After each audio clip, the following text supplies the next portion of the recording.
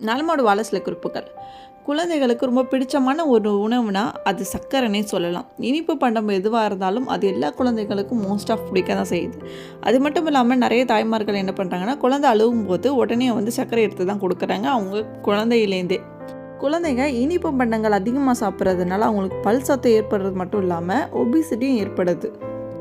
உங்கள் குழந்தைங்க இந்த மாதிரி நிறைய இனிப்புகள் சாப்பிட்றாங்க அப்படின்னா அதை எப்படி கட்டுப்படுத்துறது அப்படிங்கிறத பற்றி தான் இந்த வீடியோவில் நம்ம பார்க்க போகிறோம். ஸோ வீடியோ முடிஞ்ச அளவுக்கு ஸ்கிப் பண்ணாமல் பாருங்கள்.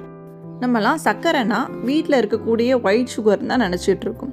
ஆனால் இந்த ஃப்ரீ சுகர்னு ஒன்று இருக்குது. அதாவது நம்ம கண்ணுக்கு தெரியாத சர்க்கரை கலந்து இருக்கக்கூடிய உணவுகள். ஃப்ரீ சுகர்னால் பாக்கெட் உணவுகளில், பானங்களில், பழச்சாற்றுலலாம் நம்மளுக்கு தெரியாமல் சுகர் ஆட் பண்ணியிருப்பாங்க. இன்னும் நம்ம சொல்ல போனால் அந்த பிஸ்கெட், கேக்கு, சாக்லேட்டு இந்த மாதிரியான உணவுகள் எல்லாமே அந்த சுகர் ஆட் பண்ணி தான் அவங்க செஞ்சுருப்பாங்க. இது நம்ம கண்ணுக்கு தெரியாது, ஆனால் டேஸ்ட்டுக்கு தெரியும். இது மட்டும் இல்லாமல் தேன், பழச்சாறு, காய்கறி ஜூஸ் இதிலெல்லாம் சேர்க்கக்கூடிய இயற்கை சர்க்கரையும் ஃப்ரீ சுகர் தான். நம்ம நினைக்கலாம் இந்த தேன், பழச்சாறு, காய்கறி ஜூஸ் எல்லாம் இயற்கையான சர்க்கரை தானே அப்படின்ட்டு. ஆனால் இதை நம்ம மிக்சியில் போட்டு ஜூஸாக குடிக்கும்போது அதில் உள்ள சத்துக்கள் எல்லாமே போயிடுது. அதனால் இது ஃப்ரீ சுகராக மாறுது. நம்ம இந்த இனிப்பாக இருக்க பண்டங்கள் மட்டும்தான் இதில் சுகர் இருக்குது அப்படின்னு நினச்சிட்ருக்கோம். ஆனால் இந்த மார்க்கெட்டில் கிடைக்கக்கூடிய பேக்கெட்டிங் ஃபுட்லலாம் எல்லாத்தையுமே சுகராக அவங்க ஆட் பண்ணுறாங்க. எக்ஸாம்பிள்னு பார்த்துக்கிட்டோன்னா ஒரு டீஸ்பூன் கெச்சப்பில் 4 கிராம் சுகர் இருக்குது. ஒரு நாளைக்கு குழந்தைகளுக்கு எவ்வளோ இனிப்புகள் கொடுக்கலான்னு பார்த்தோம்னா, முதல்ல 12 மாதம் குழந்தைங்களுக்கு இனிப்பே கொடுக்கக்கூடாது. அவங்களுக்கு முதல்ல அந்த பழச்சாறு தேவையே படாது. அப்படியே நம்ம கொடுக்கணும்னு நினச்சாலும் அதில் ஒரு பகுதி பழச்சாறாகவும் 10 மடங்கு தண்ணி கலந்து தான் கொடுக்கணுமா. இதுவே 5 வயசு குழந்தைங்களுக்கு பழச்சாறுன்னு எடுத்துக்கிட்டோன்னா அதில் 1 கிளாஸ் அதில் தண்ணி கலக்காமல் நம்ம கொடுக்கலாம். 150 மில்லிக்கு மேலே போகக்கூடாது.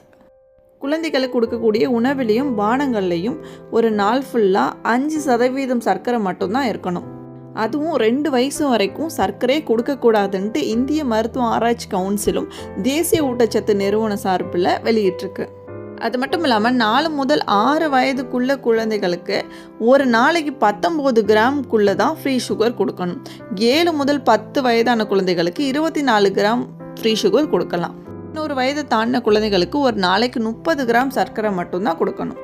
ஆனால் ஒரு சாதாரண சாக்லேட் பாரில் 25 கிராம் ஃப்ரீ சுகர் இருக்குது. 180 மில்லி பழச்சாத்தில் 12 கிராம் ஃப்ரீ சுகர் இருக்குது. 330 மில்லி கோலாவில் 35 கிராம் ஃப்ரீ சுகர் இருக்குது. இதில் நம்ம எங்கே சுகரை கட்டுப்படுத்த முடியும்? தாய்ப்பாலில், பால், பழங்கள் இதிலெல்லாம் இயற்கையாகவே சுகர் இருக்கும். அதனால் நம்ம குழந்தைங்களுக்கு இதை கொடுக்கும்போது பாலில் எந்தவித சுகரை ஆட் பண்ணாமல் கொடுக்கலாம். அப்படியே வேணும்னாலும் கம்மியான அளவு மட்டும் ஆட் பண்ணிக்கிறது நல்லது. இதுவே அவங்களுக்கு ஏதாவது சர்க்கரை கொடுக்கணும் அப்படின்னு நம்ம நினச்சோன்னா கூட ரொம்ப கம்மியான அளவு மட்டும் நம்ம கொடுக்கலாம். ஆனால் இந்த இனிப்பு பண்டங்களை அவங்க நொறுக்கு தீனிகளாக எடுத்துக்க அனுமதிக்கக்கூடாது. அது மட்டும் இல்லாமல் இந்த திராட்சையில் இந்த உலர் திராட்சை பழங்கள்லாம் இருக்குது. இதுலேயும் சர்க்கரையோட அளவு அதிகமாக இருக்குது. இது சாப்பிட்றதுனால பல் சொத்தைகளும் வரத்துக்கு வாய்ப்பு இருக்குது. அதனால் இதை ரொம்ப கம்மியாக ரொம்ப ரேராக நீங்கள் கொடுக்குறதும் நல்லது.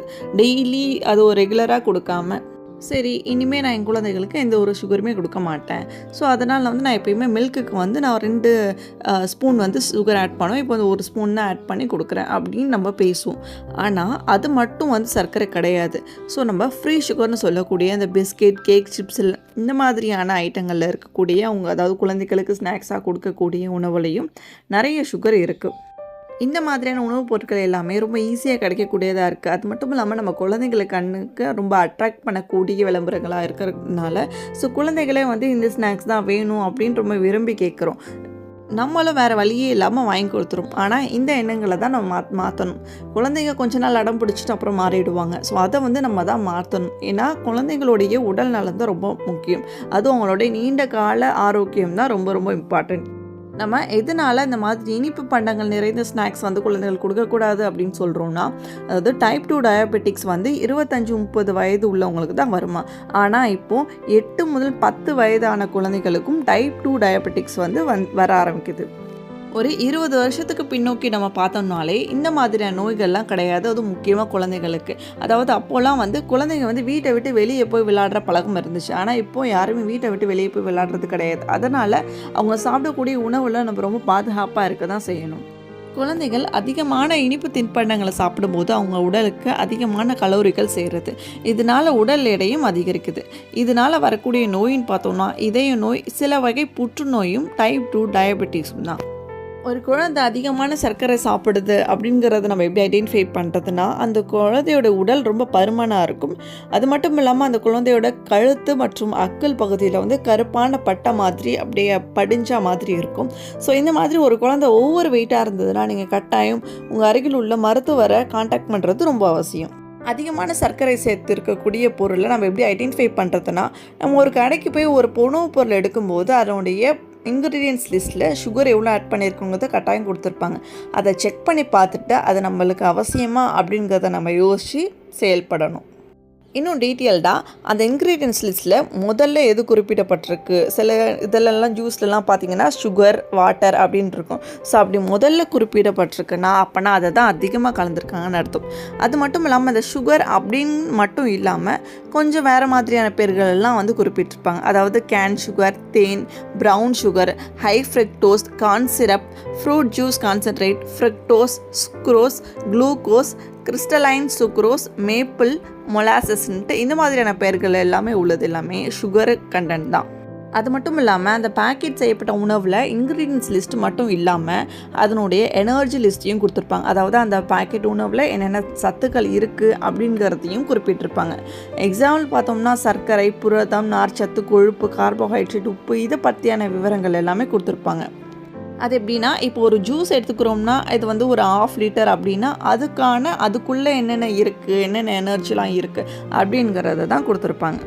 இந்த மாதிரி உணவுகள் எல்லாம் எவ்வளோ சுகரை வந்து அதிகமாக சேர்த்துருக்காங்க அப்படிங்கிறத எப்படி ஈஸியாக ஐடென்டிஃபை பண்ணுறதுனா, இப்போ ஒரு 100 கிராம் உணவு அப்படின்னா 100 கிராம் மில்லிலிட்டர் பானம் எடுத்துக்கிட்டோன்னா அதில் 22.5 கிராமுக்கு மேலே சர்க்கரை ஆட் பண்ணியிருந்தாங்கன்னா அது அதிகப்படியான உள்ள சர்க்கரை உணவுன்னு தெரிஞ்சுக்கலாம். இதுவே 5 கிராம் சர்க்கரைக்கும் அதுக்கும் கம்மியாக அந்த மாதிரி ஆட் பண்ணியிருந்தாங்கன்னா அது வந்து குறைந்த சர்க்கரைன்னு நம்ம ஐடென்டிஃபை பண்ணிக்கலாம். குழந்தைகள் மட்டும் இல்லை, பெரியவங்களும் அதிகமான சர்க்கரை அளவை சாப்பிடாமல் இருக்கிறதுக்கு அரசோடைய ஒரு புதிய திட்டம் வந்திருக்கு. அதாவது ஒவ்வொரு பேக்கெட்டிங் உணவுலையும் அதோடைய முன்பக்கம் அதனுடைய ஹெல்த்தி லெவலை வந்து குறிப்பிடணும். அதாவது இப்போது அதில் எவ்வளோ சர்க்கரை ஆட் பண்ணியிருக்காங்க, எவ்வளோ உப்பு ஆட் பண்ணியிருக்காங்க, எவ்வளோ கொழுப்பு ஆட் பண்ணியிருக்காங்கிறத பட்டியலை வந்து முன்பக்கம் அதனுடைய லிஸ்ட்டை போடணுன்ட்டு.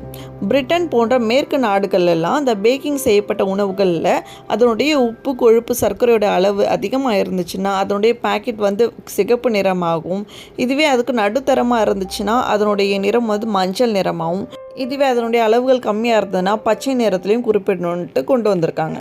நம்மலாம் ஒரு செல்ஃபோன் வாங்கணுனாலும் இல்லை வேறு ஏதாவது ஒரு வீட்டுக்கு ஒரு யூஸ்ஃபுல்லான திங்ஸ் வாங்கணுன்னா அதை யூடியூப்பில் பார்த்து கூகுளில் சர்ச் பண்ணி தான் நம்ம வாங்குகிறோம். அந்த மாதிரி நம்ம குழந்தைகளுக்கு வாங்கக்கூடிய ஒவ்வொரு ஸ்நாக்ஸ்லையும் ரொம்ப கவனமாக இருக்கணும். அதில் என்னென்ன ஆட் பண்ணியிருக்காங்கிறத ஒரு ஸ்டோருக்கு போனால் ஒரு குறைஞ்சது ஒரு 5 நிமிஷமாவது அதோடைய பின்பக்கத்தை அதாவது இன்க்ரீடியன்ஸ் லிஸ்ட்லையும் எனர்ஜி லெவலையும் செக் பண்ணிவிட்டு அது குழந்தைகளுக்கு அவசியமாக அப்படிங்கிறத தேர்ந்தெடுத்து நம்ம எடுக்கிறது ரொம்ப முக்கியமானது. இதை பற்றி நான் ஒரு டீட்டெயில்டு வீடியோஸ் வந்து நான் ஆல்ரெடி அப்லோட் பண்ணியிருக்கேன். ஸோ அதையும் செக் பண்ணி பார்த்துக்கோங்க. ஸோ இந்த வீடியோஸ் கட்டாயம் உங்கள் எல்லாருக்கும் யூஸ்ஃபுல்லாக இருக்கும்னு நம்புகிறோம். ஸோ நீங்கள் இதை பற்றி என்ன நினைக்கிறீங்க? அதாவது இந்த பேக்கெட்டிங் உணவில் வந்து இந்த மாதிரி முன்பக்கம் கவர்மெண்ட் வந்து இந்த மாதிரியான ஐட்டம்ஸ் அதாவது என்னென்ன எனர்ஜி லெவல் ஆட் பண்ணியிருக்காங்க அதை கொண்டு வந்தால் கட்டாயம் நம்ம எல்லாருக்கும் யூஸ்ஃபுல்லாக இருக்குங்கிறத நான் நினைக்கிறீங்களாங்கிறத கமெண்ட் பாக்ஸில் சொல்லுங்கள்.